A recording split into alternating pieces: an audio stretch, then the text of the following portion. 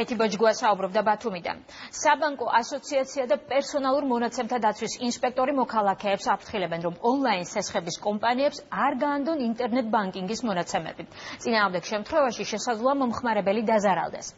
ახალი საეჭვო სქემა ერთ-ერთმა კომპანიამ აამოქმედა. ონლაინ სესხების კომპანიები კრიტიკის ობიექტების სხვა მიზეზების გამოც გახდნენ. სანდრო ჯუფალაკიანი გვიამბობს ამ პრობლემური თემის შესახებ.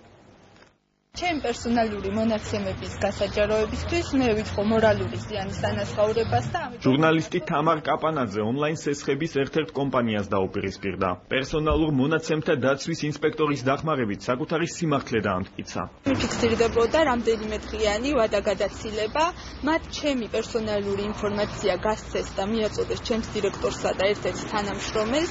აღნიშნულთან დაკავშირებით მე ოფიციალურად მიმართა პერსონალურ მონაცემთა დაცვის ინსპექტორის აპარატს და ვაცნობე, ამის შემდეგ 8 ივლისს გადაწყვეტილება გამოიტანა აღნიშნულმა უწყებამ და დაადგინა, რომ მონჯიმ დაარღვია კანონი და ის 500 ლარით დააჯარიმა.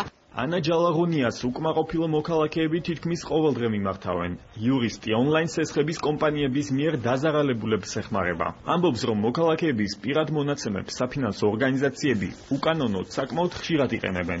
ერთ-ერთი მთავარი პრობლემაა, რომ იცით, მეგონა რომ შევდიოდი ჩემი ბანკის ინტერნეტ გვერდზე და აღმოჩნდა, რომ შევდიოდი ონლაინ სესხების კომპანიის ერთ-ერთ გვერდზე, რომელიც ინტერფეისი ძალიან გავს ჩემი ბანკის ინტერფეისის, შესაბამისად შევედი შეცდომაში და შევიყვანე ყველა მონაცემები.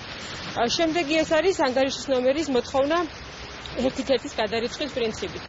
პერსონალურ მონაცემთა დაცვის ინსპექტორმა ერთ-ერთი კომპანიის საქმიანობის შესწავლა დაიწყო, რომელიც მომხმარებლებისგან საბანკო ანგარიშთან ერთად ინტერნეტ ბანკინგის მონაცემებსაც ითხოვს.